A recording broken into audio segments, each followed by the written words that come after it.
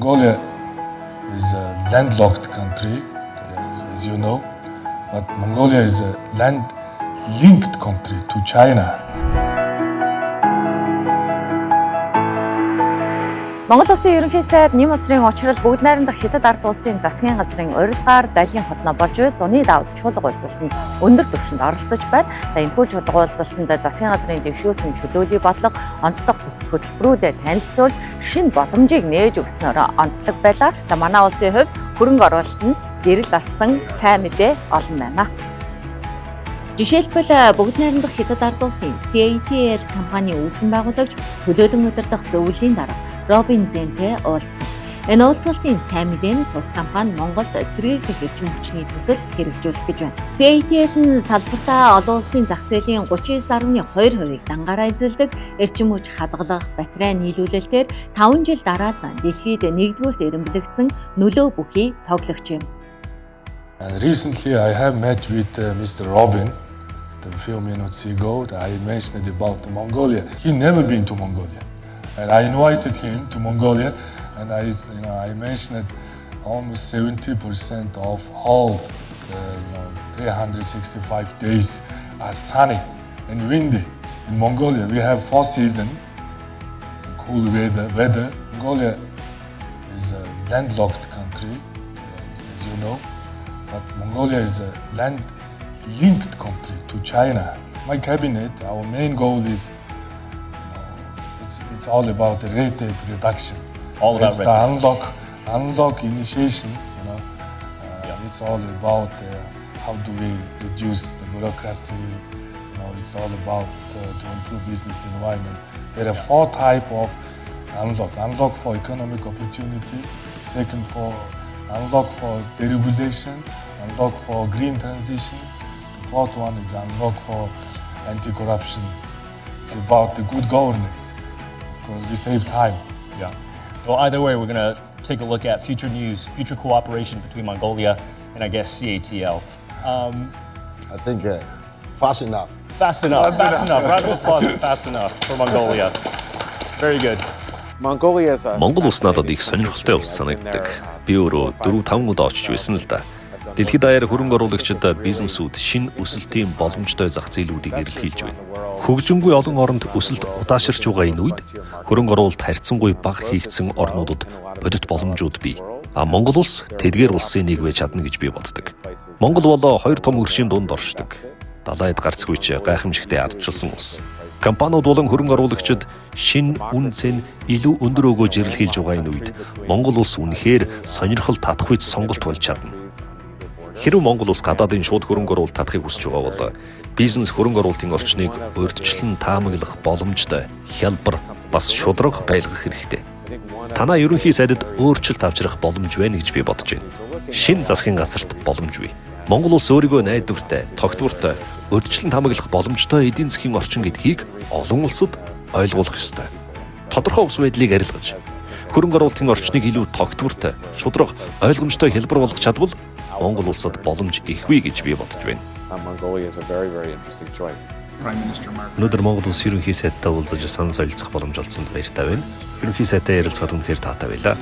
Канада, Монгол хоёр улсад ижил төстэй олон зүйл бий. Аль аль нь өргөн удам нутаг дэвсгэртэй харьцангуй цөөн хүн амтай байгалийн баялаг арвин хөдөөж авахын баялаг уламжлалтай орнууд юм. Ерөнхий сайдтай уулзаж Канада, Монголын хамтын ажиллагааны боломжуудын талаар ярилцах сайхан боломж төх болов.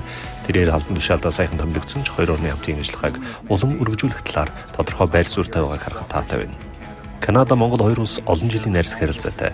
Канада улс Монголыг өөрийн 3 дахь хөршиж үздэг бөгөөд цаашид энэ түншлэлийг улам бэхжүүлэх өргөн боломж байгаа гэж би бодож байна.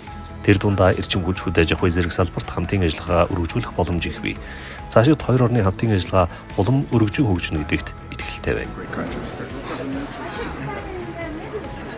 Монгол улс өнөөдөр үзэсгэлэнт байгаль, баялаг соёл, найрсаг ард түмнэрээ дэлхийд улам бүр танигдж байгаа нь үнэхээр бахархмаар санагддаг. Цаашид Монгол улс улам бүр хөгжиж, илүү их амжилт гаргана гэдэгт би итгэлтэй байна.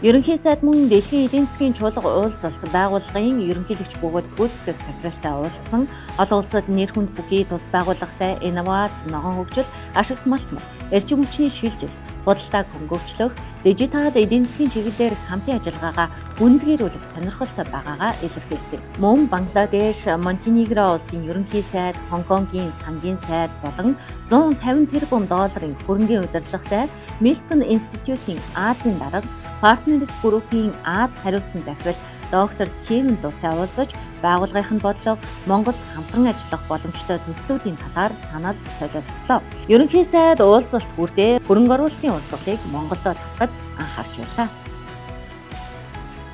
Дэлхийн эдийн засгийн форумд төр зэсгүүд оролцох. За мэдээж одоо бизнесүүд оролцсноороо харилцаа холбоогоо гүчүүлэх.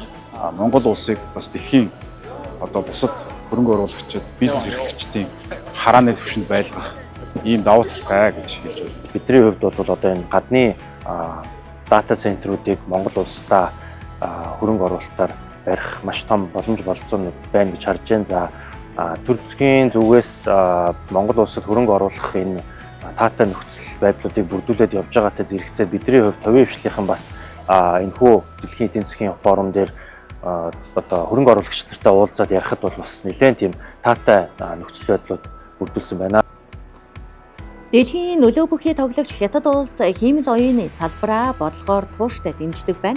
Жишээлбэл Далианы аж үйлдвэрийн паркын дата төвийг 2021 онд Нэхүндий олон парк загвараар байгуулжээ. Зүүн хойд Хятадын бүс нутгийн хамгийн том хэмжээний хиймэл оюуны тооцооллын энэ төв 400 гаруй аж ахуй нэгж байгууллага төвлөрч үүлэн тооцоолол, аж үйлдвэрийн автоматжуулалт, санхүүгийн технологи зэрэг салбарыг хамарч ажиллаж байна. 2023 онд China Electronics корпорац Huawei, Alibaba Cloud зэрэг 12 шинэ аж ахуй нэгж суурьжээ. За энэ төв жишээлбэл зөвхөн энэ байшин гэсэн үг бараг жилд 500 сая киловатт цагийн эрчим хүч хэрэглэдэг байх нэ. Монгол улсын нийт эрчим хүчний жилийн хэрэглээний 4.1%-тэй тэнцэж байна. Хамгийн чухал нь бидний одоо ажиллаад тэмүүлээд байгаа загвар бол хямд эрчим хүчийг сэргээхтэр үйлдвэрлэх. Ийм болохоор дата центрууд бол яхахгүй Монгол улсын эрчим хүчний экспортын бас нэг хэлбэр юм байна. Нөгөө талаасаа бас экспорт гэхээр тухайлбал улс төрөгчийн эрчим хүчийг бий болгох. Монгол улс эрчим хүчний шилжилтийн стратегийг батлах гэж байгаа. Энэ дотор бас улс төрөгчийн стратеги орсон байна. Өөрөөр хэлбэл улс төрөгчийг үйлдвэрлээд тэрийг тээвэрлэх боломжтой бүрдэж байгаа юм. Энэ ирээдүйн эрчим хүчний ирээдүйд улс төрөгч. За энийг бас бид нар бодлогоор хөгжүүлж байгаа. Харин хиймэл оюуны тооцооллын төв нь Далиан хотын тооцооллын тарих хэмээн нэрлэгддэг. Энд хиймэл оюуны 150 гаруй шийдэл бий болсон. Жишээлбэл хөдөө аж ахуй болон далайн аж ахуйн үржүүлгийн загварчлал, эрүүл мэндийн салбар дах зүрхний хавдар оншилгооны загвар, хүний нөөцийн сонгон шалгаруулалтын шийдэл зэргийг нэрлэж боллоо. Хиймэл оюуны тооцоолол хийх чадамжтай ийм төвүүдийг төрөөс бодлогоор дэмжиж байгуулдаг. Зүүн хойд Хятадын уламжилт үйлдвэржилтэн сайн хөгжсөн учраас Далианда манай дата бааз байгуулагдсан 10 гаруй ихтэй сургуультай хамтарч тэнгис далай, хийм, үндэсний чиглэлээр судалгаа хийж байна. Дэлхийд дахинд дата төвүүд эрчим хүчний экспорт хөрөнгө оруулалтын нэг шийдэл болсон. Тиймээс Монгол улсын засгийн газар өгөгдлийн тухай анхдагч хуулийн төсөл боловсруулж олон нийтийн хэлэлцүүлэгт шилжүүлээд байна. Тус хуулийн төслийг хэлэлцэн баталснаар олон улсын хөрөнгө оруулагчид Монголд дата төвөө байгуулахад хууль эрх зүйн ойлгомжтой тодорхой байдал бий болох давуу талтай юм.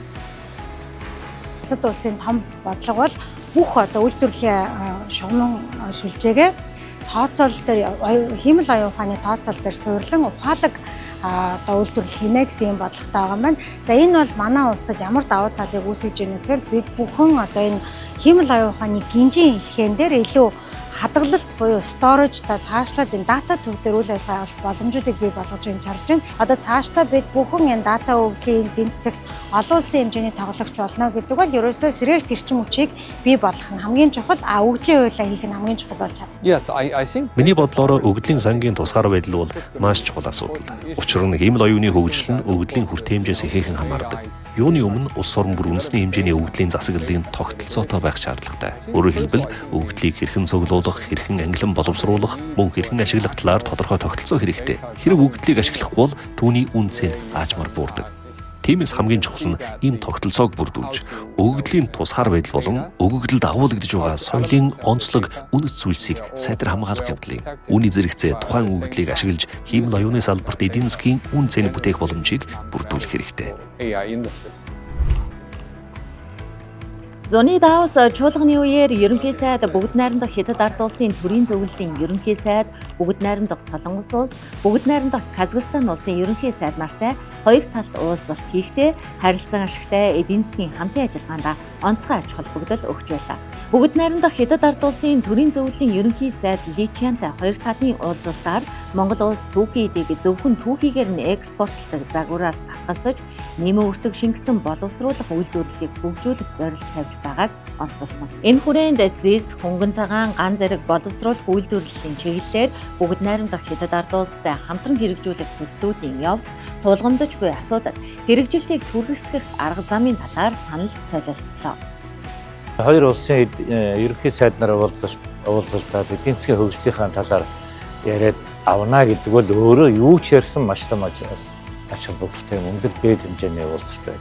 Саяхан ингээд манай урд хөлийг дагаад байрлаж байгаа Өвөр Монголын нутаг дэвсгэрийг дамжуулаад 3 том эдийн засгийн чөлөө төс байгуулахаар хятад шийдвэр гаргачлаа шүү дээ, тийм үү? Зөв ашиглаж чадвал сайхан боломжуудыг одоо олох ийм яриа хэлцээнд боллоо гэж бодож байна. Ерөнхий сайд бүгд найрамдах Солонгос улсын ерөнхий сайд Ким Мин Соктой уулзахдаа эрх чөлөөний 4 зам, 4 чөлөөлөлтийн бодлогын хүрээнд хувийн хвшлийг дэмжих, бизнес эрхлэхэд ээлтэй орчныг бүрдүүлэх, зөвшөөрлийн шатад амжилгыг бууруулах ажлуудыг хэрэгжүүлж байгааг онцолж, улсын хурлд өргөн мэдүүлсэн бизнесийн эрх чөлөөний тухай хуулиар гадны банк үйл ажиллагаа явуулах боломж бүрдэнэ. Үр дүнд нь Солонгосын Какао банкнаас эхлээд нөлөө бүхий хэд хэдэн банк Монгол улсад үйл ажиллагаа явуулах боломжтой гэдгийг илэрхийллээ.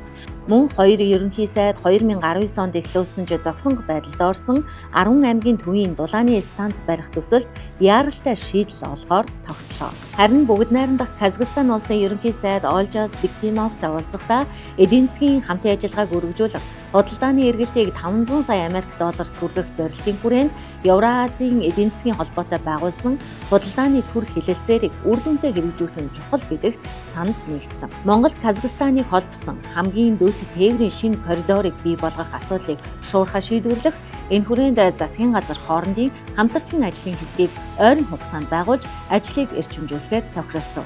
Ерөнхий сайд мөн Монгол улсаас махан бүтээгдэхүүн, ноос ноолгорн нийтлэл, арьс шир, Казахстан улсаас Монгол улсад жимсгэн, хүнсний ногоо, Улаанбаатар зэрэг бүтээгдэхүүний нийлүүлэлтийг нэмэгдүүлэх бүрэн боломжтой дурдж, хөдөө аж ахуй, хөнгөн үйлдвэрийн салбарт хамтарсан төсөл хөтөлбөр хэрэгжүүлэх санал дэвшүүлсэн юм.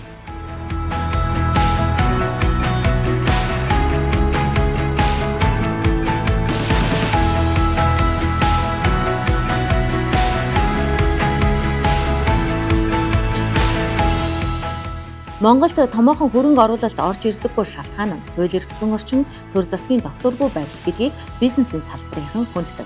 Тэгвэл энэ удаагийн зуны Давос дээрх таагүй байдлыг зөөлрүүлж, Монгол улс хөрөнгө оруулагчдад үүдээ үргэлж нээлттэй гэдгийг зарлаж урьсан нь эдийн засаг ногоон гэрэл асаах сайн мэдээ боллоо. Okay, welcome to Mongolia.